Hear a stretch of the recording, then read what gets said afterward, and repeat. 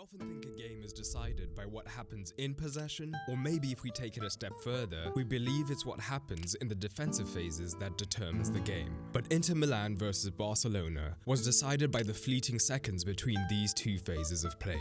The beautiful game is alive and well, and the tactics in this match were fascinating across both legs. But let's not waste any time and first look at Barcelona in possession, as they ended with 71% of the ball. Early in the match, Inter were a force, pressing with a ferocity even from the Barcelona goal kicks, with the front two readying the immediate pressure on the two centre-backs, with Dumfries and DiMarco backing this up, as they were confident that the physical back three could handle anything that came over the top. And this was the case, with Szczesny in the opening exchanges being forced long, more often than not resulting in turnovers.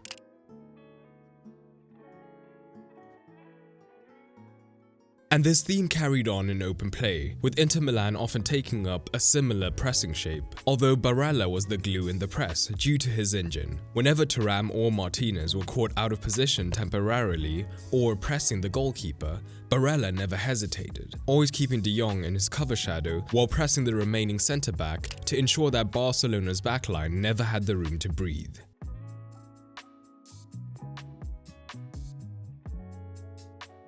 In the early stages, it was a combination of Inter's mentality and their setup that made the press successful, because the midfield was always backing up the press. The deadliest pressure comes not from individuals hunting, but from units coordinating. And the opening goal shows shades of this, with DiMarco and Dumfries' aggressive positioning in attack and in the press in general, allowing DiMarco to be involved in the counter-press and helping Inter win the ball back. And the opposing wing-back, Dumfries, is still high, and he is able to put it on a plate for Martinez. But the inter-pressing shape was also showing that there were gaps that the Blaugrana could exploit. The positioning of the Barcelona wingers was always a consideration for Inter, as whenever the wing-backs did press, it meant that they were exposing these spaces behind them, and this could lead to a Barca winger receiving freely, or more likely, a wide centre-back being dragged into an isolated position. Not a good situation. Sensing this, at times we did see hesitation from the pressing wing-backs, resulting in situations like this,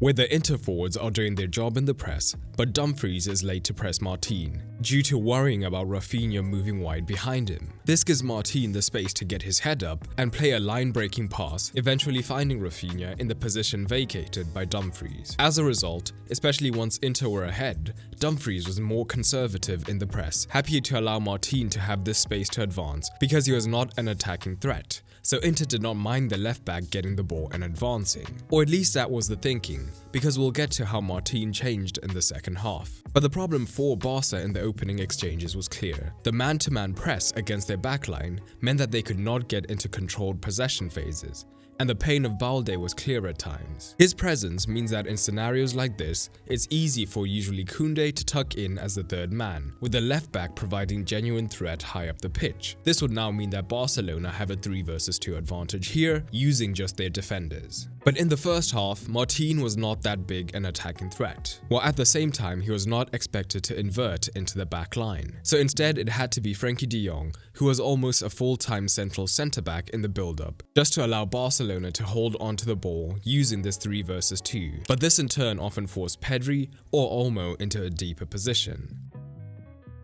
Having De Jong here for prolonged periods was not ideal, as one of Flick's marquee strategies is having his midfielders high up to allow them to create central overloads. And we saw this in fits and spurts, and how threatening Barcelona could be when all 3 of their midfielders were higher up. We saw this when Inter were pressing a little less, and Barcelona got into settled position. And rather than actually using a 4-2-3-1 or always having 2 free 8s, Pedri and Olmo operated deeper in almost a traditional 4-3-3, with the key being always looking to remain on Barella and Mkhitaryan's blind sides for a key reason. Particularly down the Barcelona ride, we saw Yamal looking to receive deeper than usual, and DiMarco, trying to remain touch-tight as always, would be drawn up the pitch. And because of Olmo's positioning behind Mkhitaryan, Bastoni had to push extremely high up, as Mkhitaryan could not pick up Olmo, and this left massive gaps on this right-hand side, which could be the perfect opportunity for Olmo, or even rarely Pedri when he drifted across, to make the run into.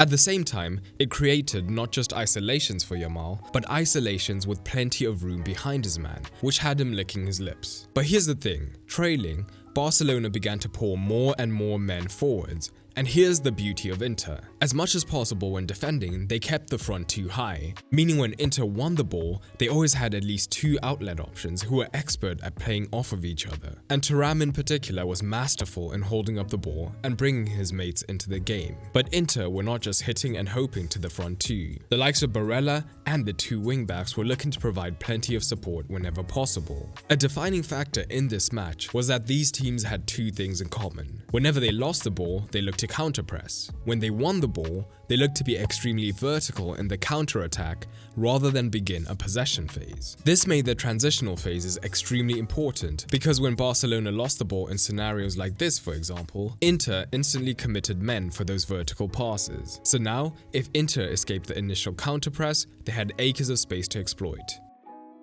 But if Barca was successful in the counter-press, they could take advantage of the spaces Inter just vacated behind their wingbacks, and we did see that at times.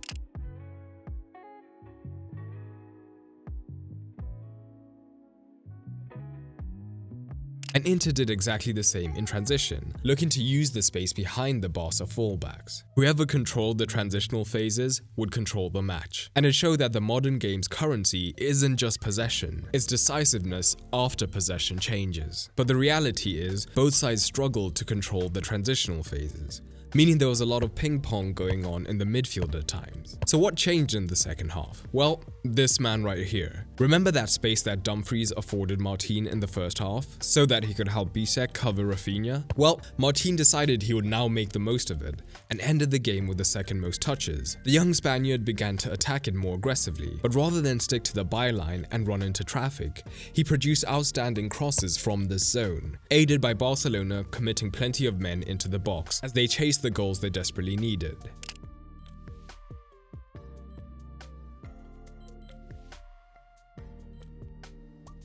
And down the right-hand side, the individual quality of Yamal continued to shine as he completed a ridiculous 14 dribbles. And in general, Barca created chances that on another day might have nestled in the back of the net. But despite only having 29% of the ball, this was no Catenaccio-style performance from Inter, and in possession they were quite interesting. Inter biased their back five to the right-hand side from the goal kick, with the right back moving up to right wing and the right centre-back moving to right back. This forced Barca into their own lopsided shape, with Martin staying deep to handle Dumfries and Rafinha wide, whilst down the right Yamal came narrow on Bastoni and Garcia was hyper-aggressive on DeMarco.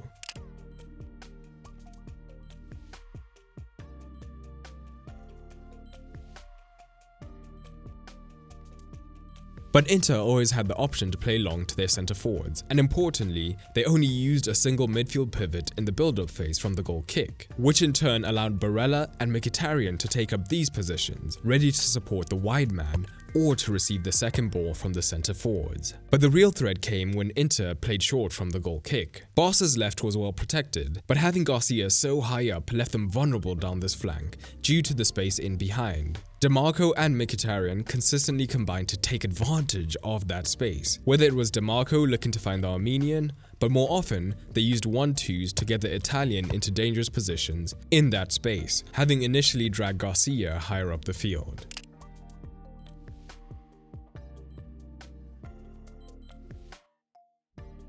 And in fact, taking advantage of this flank almost led to the opening goal in a different way. The principle is the same, Bastoni dragging Yamal central and DeMarco drawing Garcia. This time though, Bastoni makes the run into the midfield and receives the return ball. And again, Mkhitaryan is there to take advantage of the space and almost puts in a game-changing cross. And it was clear from the off that Inter would be looking to take advantage of the Barca high line. And they got close on a lot more occasions than they did in the first leg. Firstly with Thuram timing his runs better, but also using multi-wave runs, with midfield and wing-back runners, meaning that Barcelona not only had to catch the first runner offside, but also the second wave runner. A much tougher proposition. For the entire season, Barcelona has thrived in chaos and always come out on top. But sometimes the champion of Europe isn't crowned for surviving chaos. They're crowned for controlling chaos when it matters. But who do you think will be winning the Champions League this year? And a quick reminder, if you've always wanted to master tactical analysis, the early bird period for Tactical Mastery is almost closed. Tactical Mastery is my program designed to teach you everything I know about analysis from the ground up. So that goes from basic concepts to advanced concepts, all the way to how to write engaging tactical concepts and a software walkthrough of how I put it all together. It's designed to teach you in the same simple style you know from the channel. And to top it all off, if the early bird pricing isn't enough, you can get an extra 10% off using the code EXTRA10. Check it out through the link in the description or the pinned comment below.